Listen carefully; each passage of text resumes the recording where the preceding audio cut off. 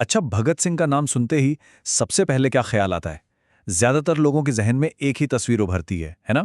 एक जोशीला नौजवान, हाथ में पिस्तौल, एक क्रांतिकारी। पर क्या भगत सिंह सिर्फ यही थे? असल में इस तस्वीर के पीछे एक बहुत गहरा विचारक, एक रणनीतिकार और एक फिलोसोफर भी था। तो आज हम इसी पॉपुलर इमेज से जरा आगे बढ़ेंगे और उनके ही शब्दों से ये समझने की कोशिश करेंगे कि उनके दिमाग में असल क्रांति क्या थी। अपनी फांसी से बस कुछ ही दिन पहले भगत सिंह ने ये बात कही थी। सोचिए, ये सिर्फ एक वाक्य नहीं है, ये उस आम धारणा पर एक सीधा हमला है जो उन्हें सिर्फ एक हिंसक बागी समझती है। तो फिर सवाल ये उठता है, और यही सवाल हमें उनके विचारों की गहराई में ले जाता है। आखिर उनकी रणनीति क्या थी? उनकी क्रांति का असली मतलब क्या था? चलिए इस सवाल के साथ हम उनके दिमाग के अंदर झांकने की कोशिश करते हैं। चलिए उनके विचारों की दुनिया में एक ऐसी जगह से शुरू करते हैं जो शायद कई लोगों को चौंका दे। वो है समझौते, यानी कॉम्प्रोमाइज पर उनकी सोच। भगत सिंह के लिए ना समझौता करना कोई कमजोरी नहीं थी, बिल्कुल नहीं। वो इसे क्रांति की लंबी लड़ाई का एक बहुत जरूरी औजार मानते थे, एक ऐसा हथियार जिसे सही वक्त पर सही तरीके से चलाना पड़ता है। लेकिन यहां एक बहुत ही बारीक फर्क समझना जरूरी है। भगत सिंह ने रणनीतिक समझौते और घुटने टेक देने यानी सरेंडर के बीच जमीन आसमान का फर्क बताया था। उनके हिसाब से रणनीतिक समझौता मतलब एक कदम आगे बढ़ना, मतलब जो मिला उसे हासिल करो और फिर बड़ी लड़ाई के लिए ताकत जुटाओ, जबकि आत्मसमर्पण का मतलब है कि अपनी असली मंजिल के साथ ही धोखा कर देना। अपनी बात को और मजबूत करने के लिए भगत सिंह ने लेनिन का उदाहरण दिया था। लेनिन ने भी तो वक्त के हिसाब से अपनी रणनीति बदली थी। कभी हथियार उठाए, कभी दुश्मन की संसद का ही इस्तेमाल किया और कभी तो अपनी सरकार बचाने के लिए एक बहुत मुश्किल समझौता भी कर लिया। इससे एक बात साफ होती है कि एक सच्चा क्रांतिकारी हालात के हिसाब से अपने तरीके बदलता है। रणनीति बदल सकती है, मंजिल नहीं। तो अगर समझौता सिर्फ एक रास्ता था, तो फिर मंजिल क्या थी? भगत सिंह के लिए क्रांति शब्द का असल मतलब क्या था? और यहीं पर उनकी सोच सबसे अलग दिखती है।